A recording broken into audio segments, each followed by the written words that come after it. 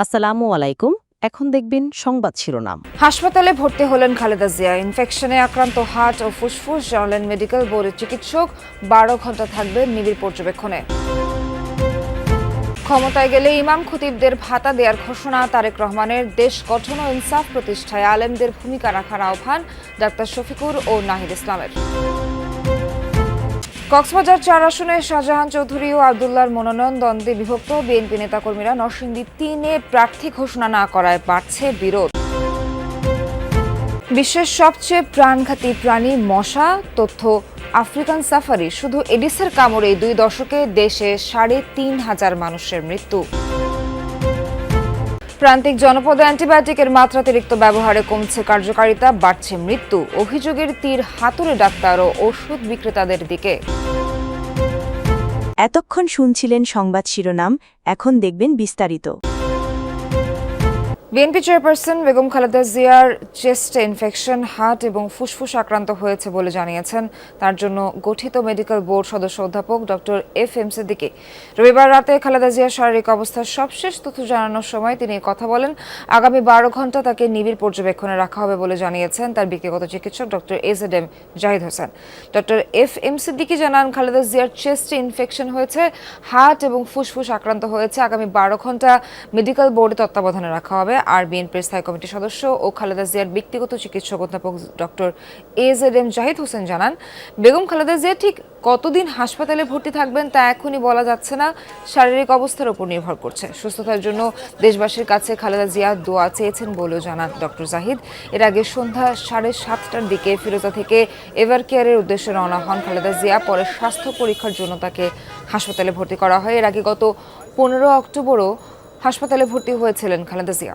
একটি ইনসাফ ভিত্তিক দেশ গঠনে আগামী নির্বাচনে সকল ইমাম খতিব মুয়াজ্জিনদের দোয়া ও সমর্থন চেয়েছেন বিএনপির ভারপ্রাপ্ত চেয়ারম্যান তারেক রহমান। বলেছেন, বিএনপি ক্ষমতায় গেলেই ইমাম মুয়াজ্জিনদের ভাতা প্রদান করা হবে। রাজধানীর চিনমোহরটি সম্মেলন কেন্দ্রে ইমাম খতিব সম্মেলনে যোগ দিয়ে দেশ গঠনে ইমাম মুয়াজ্জিনদের ভূমিকার কথা তুলে ধরেন জামায়াত, এনসিপি সহ বিভিন্ন রাজনৈতিক দলের নেতারা।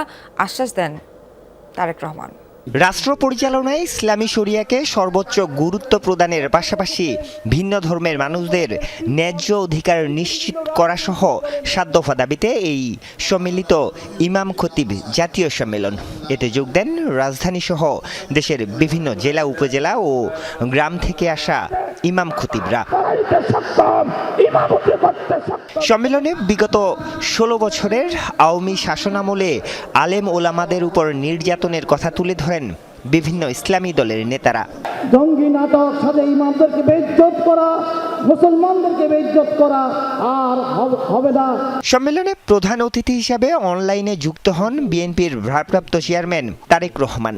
বলেন, বিগত দীর্ঘ 1.5 দশকের তাবেদারি শাসন ব্যবস্থা প্রমাণ করেছে স্বাধীনতা, সার্বভৌমত্ব রক্ষায় ঐক্যের বিকল্প নেই। মহানবীর ন্যায়পরায়ণতার আদর্শে উজ্জীবিত একটি ইনসাফ ভিত্তিক বাংলাদেশ গড়ার লক্ষ্যে আগামী নির্বাচনে বিএনপি দেশের সকল সম্মানিত ইমাম, খতিব, মুয়াজ্জিন, আলেম ওলেমা, পীর মাশায়েখদের দোয়া এবং সমর্থন চায়। তারেক রহমান বলেন, ইমাম খতিবদের রাষ্ট্র গঠন কাজের বাইরে রেখে দেশের অগ্রগতি সম্ভব নয়। মসজিদ, মাদ্রাসা, ইমাম, মুয়াজ্জিন, মাদ্রাসা শিক্ষার্থীকে রাষ্ট্রীয় অগ্রগতিমূলক কার্যক্রমের বাইরে রেখে দেশে কখনোই টেকসই উন্নয়ন করা সম্ভব নয়। ইমাম মুয়াজ্জিনদের মধ্যে যারা আর্থিক টানাপোড়েনে রয়েছেন তাদেরকে প্রতি মাসে রাষ্ট্রীয় তহবিল থেকে একটি নির্দিষ্ট পরিমাণ সম্মানী ভাতা দেবার ব্যাপারে বিএনপির একটি পরিকল্পনা রয়েছে। সমাজ গঠনে ইমাম খতিবদের এগিয়ে আসার আহ্বান জানান জামায়াত আমির ডক্টর শফিকুর রহমান। নবীজির এই সমাজকে বাদ দিয়ে মন গড়া কোনো মতবাদ, তন্ত্র মন্ত্র দিয়ে যে সমাজ গড়া হবে সেই সমাজ আল্লাহর কসম দুনিয়াকে শান্তি এবং সম্মান দুটার কোনোটাই দিতে পারবে না। ইনসাফের বাংলাদেশ প্রতিষ্ঠায় আলেমদের সাথে নিয়ে এগিয়ে যাওয়ার কথা বলেন এনসিপি আহ্বায়ক। শুধু আমরা রাষ্ট্র সংস্কারের কথা বলতেছি, কিন্তু যদি আমরা সমাজ সংস্কার না করি, সামাজিক ফ্যাসিবাদ দূর না করি, সাংস্কৃতিক ফ্যাসিবাদ দূর না করি, তাহলে বাংলাদেশকে কিন্তু আমরা নতুন করে গড়তে পারবো না। ধর্মীয় মূল্যবোধে উজ্জীবিত একটি সমাজ গঠনে সবাইকে ঐক্যবদ্ধ ভূমিকা রাখার কথা বলেন ইসলামী রাজনৈতিক দলের নেতারা। যে আগামী বাংলাদেশে এদেশের মসজিদগুলোকে আলেমুলামাদেরকে যেন রাষ্ট্র অন করে, তাদেরকে কাজের সুযোগ দেওয়া। বিএনপির দুই নেতার দ্বন্দ্ব কোন্দলে উত্তপ্ত কক্সবাজার 4 সংসদীয় এলাকা। টেকনাফ উখিয়ায় দলটির নেতাকর্মীরাও দুই গ্রুপে বিভক্ত। এই আসনে শাহজাহান চৌধুরীকে প্রার্থী ঘোষণার পর থেকে পাল্টা কর্মসূচি পালন করছে মনোনয়ন বঞ্চিত মোহাম্মদ আবদুল্লাহর কর্মী সমর্থকরা। দুপক্ষই পরস্পর বিরোধী অবস্থান। দলীয় প্রার্থী ঘোষণার পর একযোগে মাঠে নামার কথা বিএনপি নেতাকর্মীদের, কিন্তু উখিয়া টেকনাফ নিয়ে গঠিত কক্সবাজার 4 আসনের চিত্র ভিন্ন। কক্সবাজার জেলা বিএনপির সভাপতি শাহজাহান চৌধুরী ও কোষাধ্যক্ষ মোহাম্মদ আবদুল্লাহর মধ্যে এমনিতেই দীর্ঘদিনের বিরোধ। সাবেক হুইপ শাহজাহান চৌধুরীকে প্রার্থী ঘোষণার পর দ্বন্দ্ব কোন্দল আরও চরমে।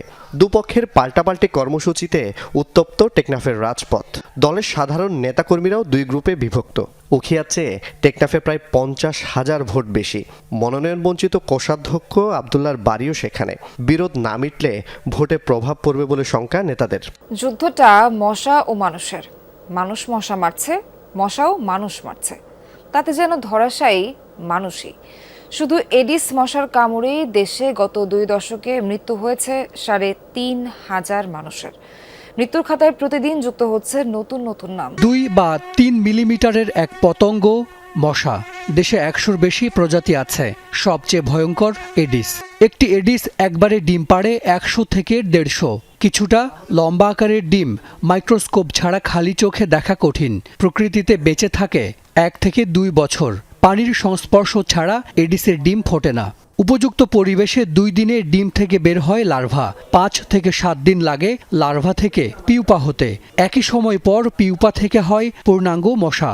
একটি মশা বাঁচে 15 থেকে 40 দিন। নারীর তুলনায় পুরুষ মশা কম বাঁচে। পুরুষ মশা কামড়ায় না। মশার খাবার ফল ও ফুলের রস। ডিম পাড়ার আগে প্রোটিন ও আয়রন পেতে রক্ত খায় শুধু নারী মশা।